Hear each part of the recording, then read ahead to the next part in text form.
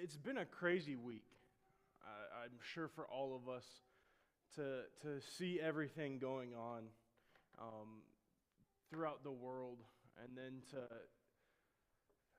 understand the truth that is this world is so decayed. This world is so fallen.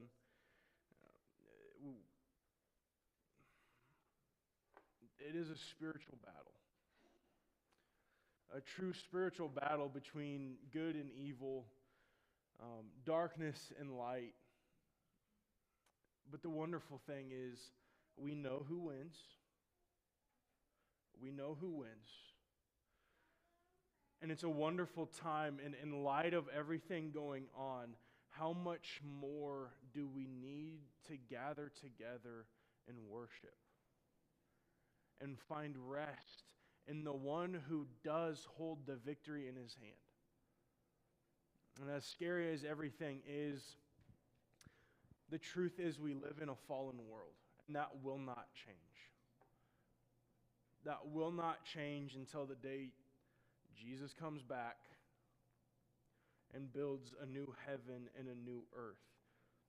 And today we're going to continue just to see how fallen this world really is as we finish our series through the Ten Commandments.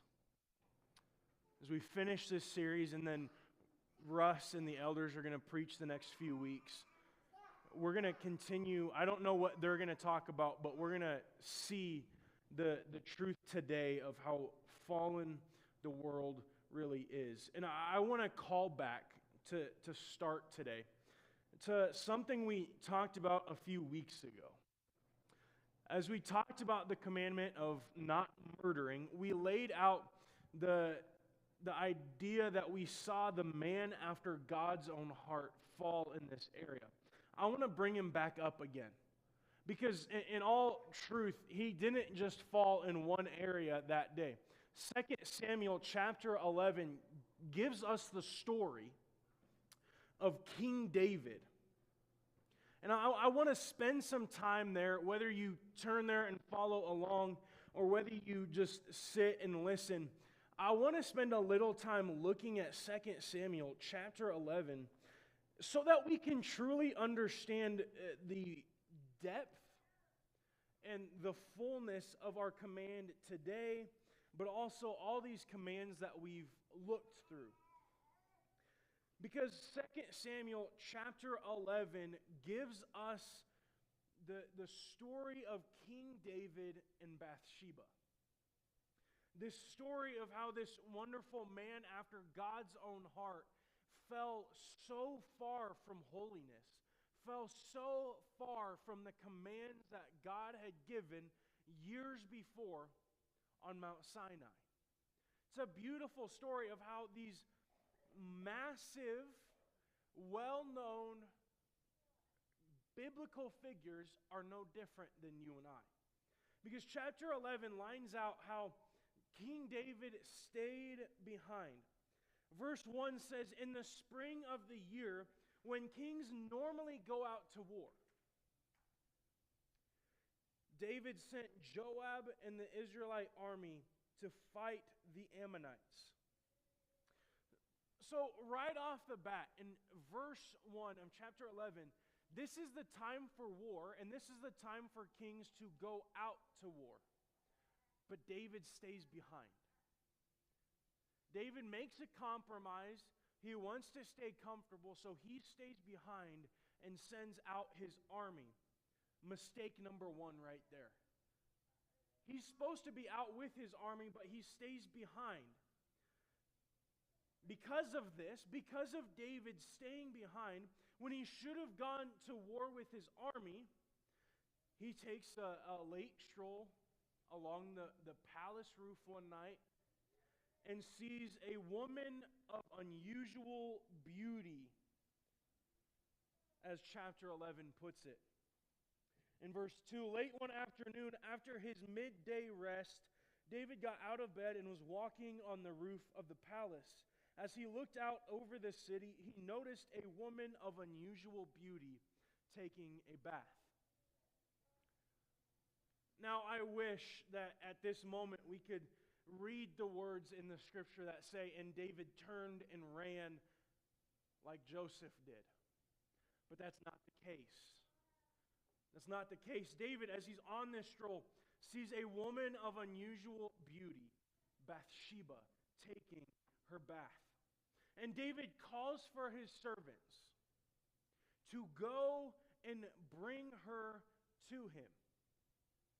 Notice, though, he doesn't first ask them to bring her to him. What does he say first? Find out who she is. Verse 3, he sends them to find out who she was, and then he's told she's Bathsheba, the daughter of Eliam, and the wife of Uriah. So David knows who this woman is. Then verse 4, David sent messengers to get her, and when she came to the palace, he slept with her. Remember where this all started? This line of mistake after mistake after mistake, after sin after sin after sin, all begins with David not going where he should go, not doing his job like he should. When David eases up and makes a compromise for comfort, the next step leads to the next step, leads to the next step, and all of a sudden, before you know it, Bathsheba's in his bed.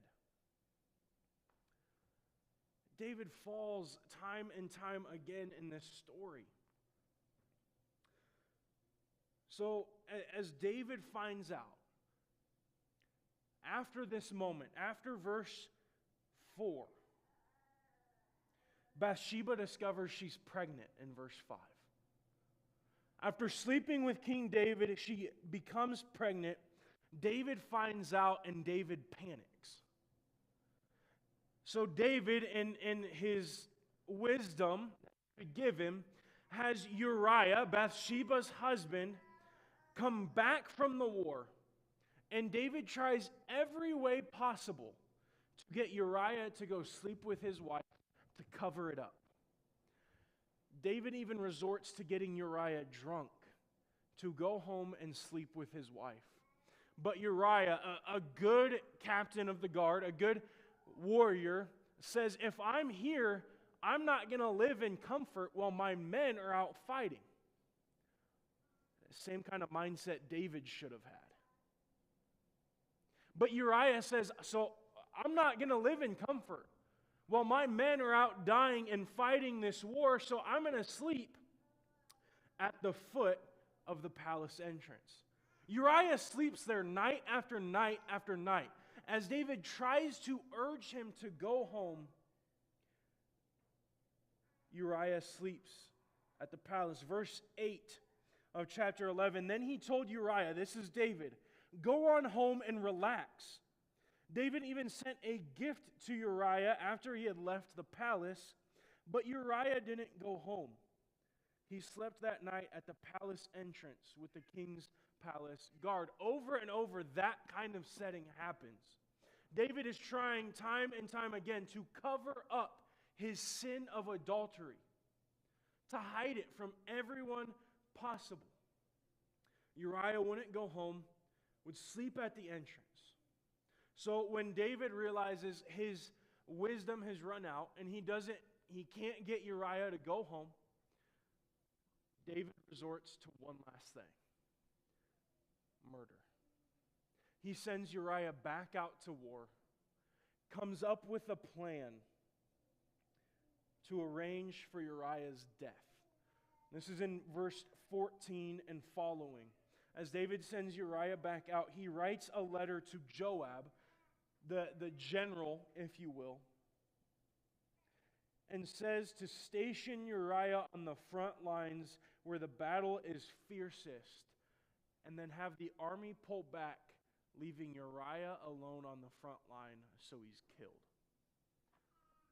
King David, in his panicked search to fix the solution, to fix the problem any way he can, resorts to killing Bathsheba's husband so the news doesn't get out. David gets Uriah killed, lets Bathsheba do the typical mourning period that they had in Jewish custom, and then he marries her and takes her as his wife and sleeps with her to hide his sin. Verse 27 says, when the period of mourning was over, this is when the period of mourning for Bathsheba to mourn her husband Uriah, when that time period was over, David sent for her and brought her to the palace, and she became one of his wives.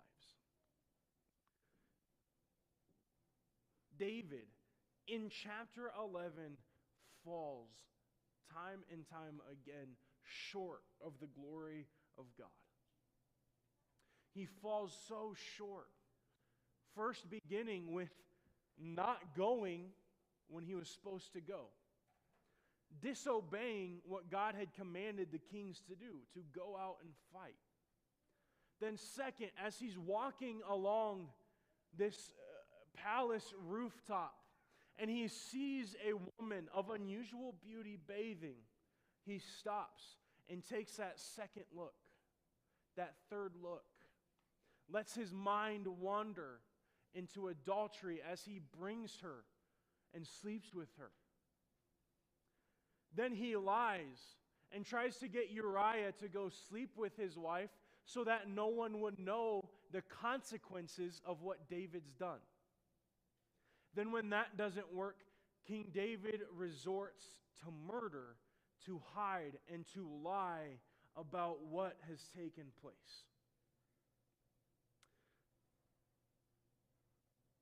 But there's one more command, one more failure in there that we're going to talk about today. David was covetous.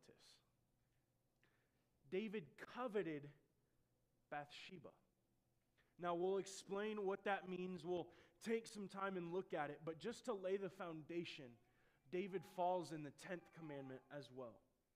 But remember, David is known as a man after God's own heart. David was seen as for many of us and for many in this time, as someone who could do no wrong. Yet here we are, talking about him falling short. So that's good news for us, but also important to see that even though people can be high and mighty, seem as though they can do no wrong, the dangers of sin are there for all of us. And it makes it that much more important to remember the commandments that are seen in Exodus chapter 20, where we'll finish today. Before we get too far, I've spent quite a bit of time laying a foundation of where we're going for today. But now I want to pause.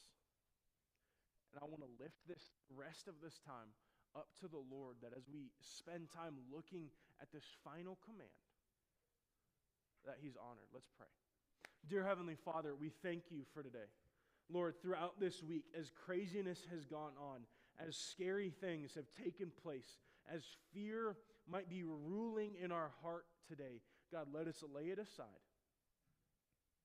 Let us lay aside shame, fear, anxiety, frustration, God, at the door of this building, so that we can come and rest and worship with You.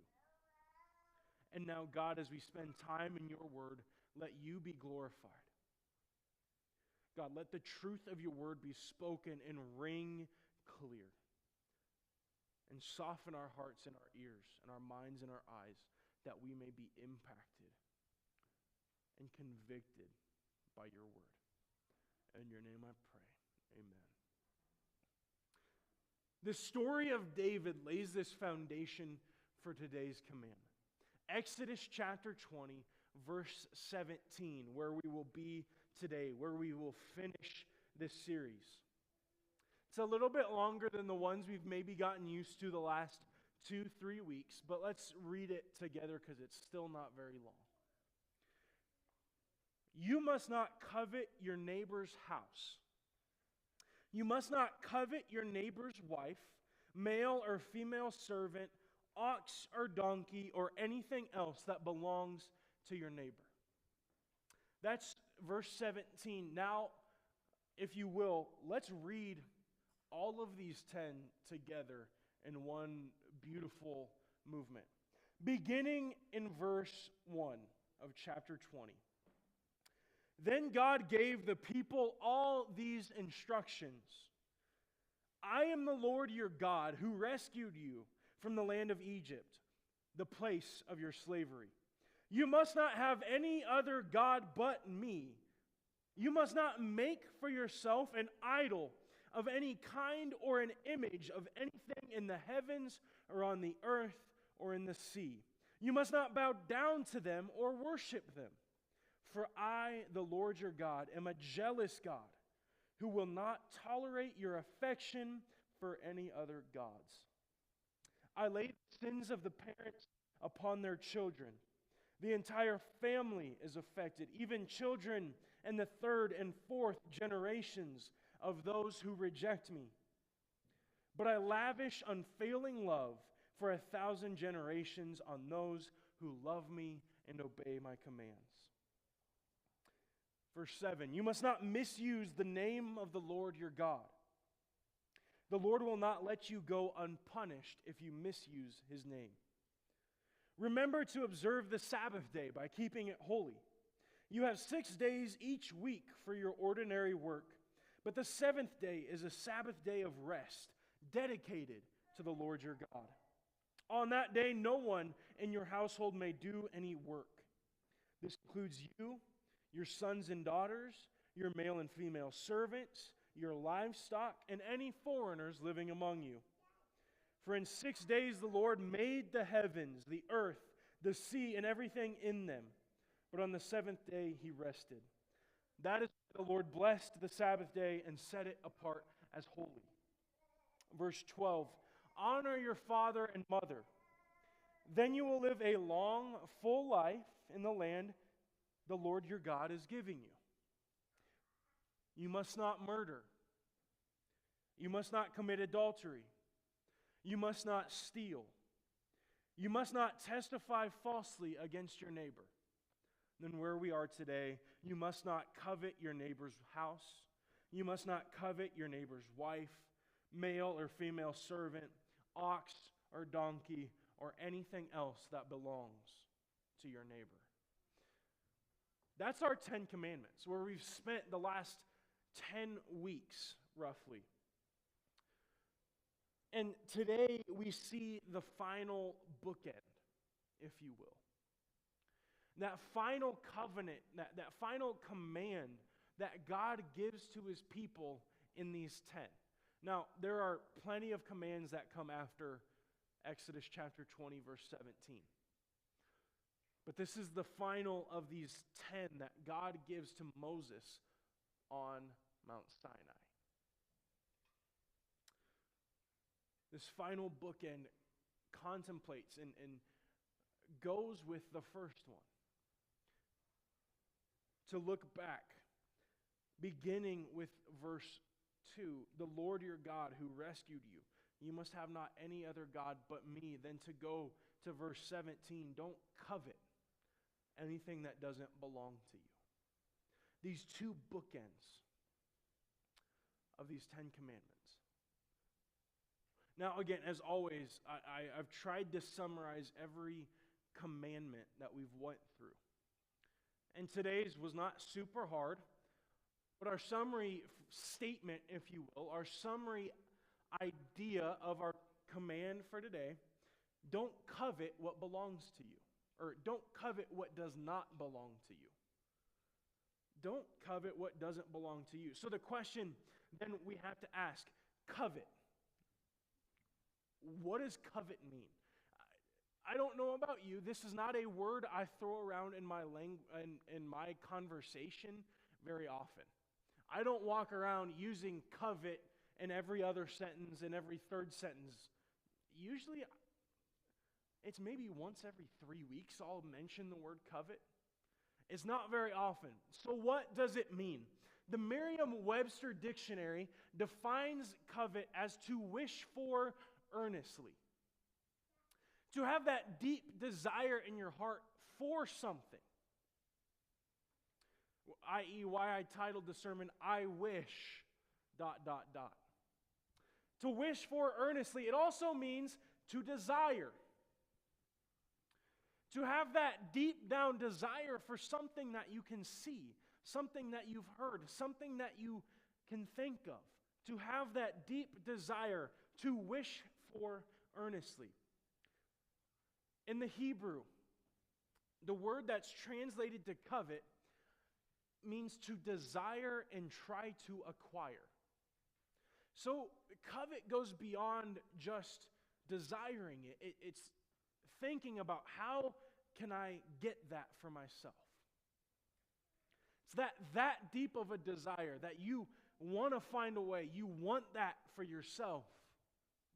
Another way that the Hebrew can be defined or can be translated is to crave. Now, this isn't the cereal with the chocolate on the inside of the graham cracker. It's a different kind of crave. This is that deep craving you might have. I'll put it this way. When you fast for about 4 days, and every single commercial that rolls on the TV is something about food, you crave something to eat. You crave whatever that commercial could be. There were times when I've done these kind of fasts, and every commercial is just food after food. And it's something I never thought I would find desirable to eat. I'm like, you know what? Might not be so bad. And then a couple days later I eat, and then that commercial comes back on, and I go back to, that looks disgusting. But that's the kind of crave this Hebrew is trying to bring out. That it's so deep within you, you will stop at nothing to dream about it, to think about it, to try and acquire it. That's coveting. That's coveting. It's this deep, deep, deep desire, particularly when it doesn't belong to us.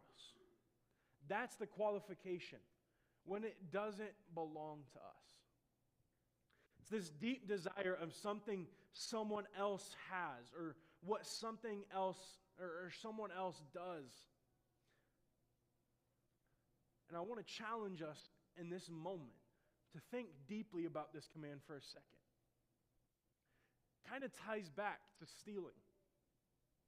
When we covet something, based off of our definitions here,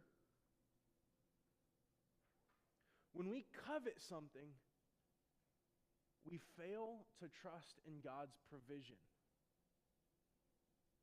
We fail to trust in God's provision. To trust that, you know what? I have what I need. God's going to provide.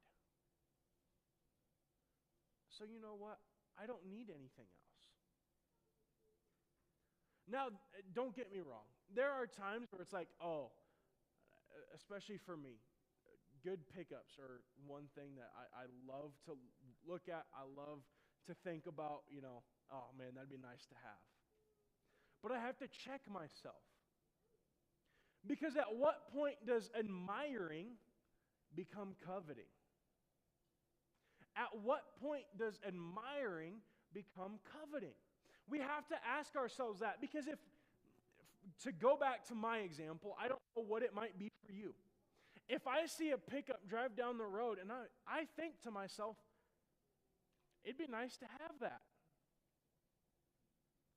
Have I coveted? Borderline, but in a much more real sense, not really. If I continue to dwell on that, and if I begin to stir up discontent in my heart, that's when I fall into coveting. That when I start to look at this pickup and say, mine's not good enough, I need that one. That's coveting. Admiring and coveting are different things. Are they danger zones? Yes. When we admire something, it can easily turn into coveting. So we have to be careful. But when that deep desire, that that crave comes in. To have what doesn't belong to us, I argue we fail to trust God as our provider. We desire someone else's things because of a lack of contentment in our own life. Maybe it's that pickup I was talking about. Maybe for you, it's a house. Maybe you see these pictures of houses on Zillow, on whatever. And you start thinking and wishing and dreaming and desiring and craving a bigger house, a better yard, a better whatever. We desire these things when we don't think God has enough to provide for us. When we sit there and we think to ourselves, God hasn't given me what I deserve. God hasn't given me what I need. That's when we begin to covet and desire someone else's things, which then leads to a plethora of other things. Stealing, adultery, lying. They stem from this coveting what doesn't belong to us. So I argue our command for today is a general safeguard, which is why I love that it's put at this bookend, because if we don't covet, we likely won't lust. We likely won't steal. We likely won't commit other sins. If we truly find contentment in our heart to say, you know what, God's given me what I need, and that's good enough for me, it's a lot harder to fall into these other sins. It's a general safeguard. That's why I think it's put as the 10th commandment, to go along with that first commandment. Because if we have no other God before Him, that should build in us a contentment in our life, to then not covet what someone else has. And all these other 8 commandments fall in between these two bookends. Between having no other God before Him and not desiring or craving something that's not ours. If you're not craving what you don't have, you're less likely to get lost in sin. Let me say that again. If you are not craving what someone else has, if you're not craving what you don't have, you're less likely to get lost in sin. Because our heart's not dwelling on what we don't have. Our heart's not dwelling on the worldly things. Our heart's not dwelling on sinful desires. Our heart's not dwelling in whatever. If we're truly content with what we have, our heart's dwelling in the provider, in God, and the one who's given us everything, including salvation. Including the opportunity to be known as a man or a woman after God's own heart, even though we've fallen time and time again. It's a general safeguard. This final bookend for a wholesome society. To continue, we have to understand, we might not be under the law today. We're not under the law of Moses still today. We're under the law of grace. But we are still commanded to live out these principles. We are still commanded to live out the principles outlined in the 10 Commandments, even though we might not be under the law. In fact, 9 out of the 10 commandments are repeated and even deepened or even expanded in the New Testament. 9 out of the 10. You want to know what the one is? It's the Sabbath day.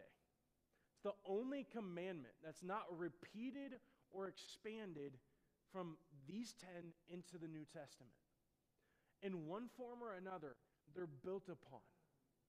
Now, it might not say you must not covet in the New Testament, but the principle is relayed and built upon in Jesus' teaching and the apostles' teaching, in the early church fathers' teaching. So these commandments are not just one and done principles for the Israelites under the law of Moses. They are still true for us today. The truth still remains of these 10 commandments. We don't have to take sacrifices to the temple to be slain so that we can be forgiven of our sin, that we can be washed away, so that we can have right standing before God. We don't have to do that. But that doesn't mean that these principles in the 10 commandments, that these truths that are lined out are forgotten about. We're still commanded to live like this, to not covet. So to bring it back to David, as he's walking along his palace roof, and he sees this woman of unusual beauty, what goes through his mind? If he's truly coveting, what might go through his mind? Man, I wish I could sleep with her. Man, I wish she was my wife so that I could sleep with her. Man, I wish she wasn't Uriah's wife. Man, I wish I had more than what God's already given me. To boil it down, that's the thought process. I wish I had more than what God's already given me. That craving was in David's heart. Deep down, he wished for and was earnestly trying to acquire something that was not his. He was coveting, so then he fell into lust. He fell into adultery. He fell into lying. He fell into murder. All because he coveted. So today, what might we covet today? There's plenty of things. There are plenty of things. It might not be the same as David had, but it might be spouses, someone else's spouse. Adultery is rampant in today's culture. And it begins with coveting someone else's spouse, someone else's, you name it. For whatever reason, it's still what it is. It's coveting. A friend's spouse, a neighboring ranch, or just the land. Maybe it's the cows, maybe it's the land, whatever it is. Maybe you're coveting someone else's golf clubs. I've been guilty of this. As I golf with some of the people I golf with and see the golf clubs they have compared to the golf clubs I have, guess what? That desire can sneak in. That desire for someone else's things. Maybe it's a pickup to go back to where I was earlier. You're rolling down the road that it was your dream pickup. And you forget to be thankful for the one God's given you. Okay, maybe it's house, size, style, whatever. Physical beauty or appearance. We can covet how other people look. It's another very common one today. All of these things, we can covet, we can desire because someone else has it better than we do. And it stems back from that thinking in our mind that God hasn't given me enough and I want what someone else has. This failure to trust, this failure to see God as the one and only author, perfecter, creator. We began with this story of David, this beautiful example of someone who's a man after God's own heart, yet still falling in these commands. So let me argue this. None of us are righteous. When I say that, let me expand. None of us have lived up to these commands. That was the point of this series. I said it at the very beginning, and I'll say it again now. In all honesty, this series was supposed to be a little bit of brutal honesty to remind us I'm not near as good as I think I am. To remind myself, to remind all of us, I've fallen short of the glory of God. James 2, verse 10 puts it very, very plainly for us all. In James's instruction for how a believer should live, he writes this in verse 10, "For the person who keeps all of the laws except one is as guilty as a person who has broken all of God's laws." If you've broken one of the 10, you've broken them all. Does not matter which one, does not matter how white that little lie was, does not matter at all. If we've broken one, we've broken them all. Romans 3, verse 23, "For all have sinned and fallen short of the glory of God." These 10 commandments were kind of to break us down a little bit, to bring us to our knees, to truly show us how sinful and how desperate we are for a Savior. Here's the news. We're done with this. We're going to tie back to it multiple times, but we're moving forward. The hope is coming. The next 4 weeks, the elders are in charge. If you want to ask questions why, I'm happy to answer them. Simply, I'll put it this way. The last 2 weeks, I think I've gone to bed before 3 o'clock in the morning twice. Otherwise, I've been working on homework until 3 o'clock in the morning. So I've asked the elders to push pause on my preaching for these next 4 weeks to finish out my rough stretch of classes. The next 4 weeks, I think I have 3 papers, 2 books, and 2 book reports to write. So they're going to take over, they're going to preach the truth of God's word. Then when we come back, we're going to go through a series through Romans to build off of where we've come from, but to see the glory and the goodness of God in the future. So we've broken ourselves down these last 10 weeks, but the good news is coming. Okay, so bear with it. Don't be disheartened. The good news is coming. The God who is the God of love, let me put it this way, the God who is the God of justice and the God of holiness that can't stand for sin is also the God of love that we're about to see. We've seen the holiness and the justice and the pure, I can't be near sin God the last 10 weeks. We're going to move into the God who sent his son to die in our place in the future, in these next few weeks. So bear with it. Understand the good news is coming. But to close out today, we still need to dwell and we still need to think about this holy God. This holy God that gave these 10 commandments to show us that we are nowhere near where he wants us to be. We are nowhere near good enough to bridge the gap and live with him for eternity. He is a holy God that can't be near sin. And he's not just holy now, he's holy forever. Our closing song is called Holy Forever to remind us he is one that is holy for all eternity. Mary Jo, whenever you're ready, you can go ahead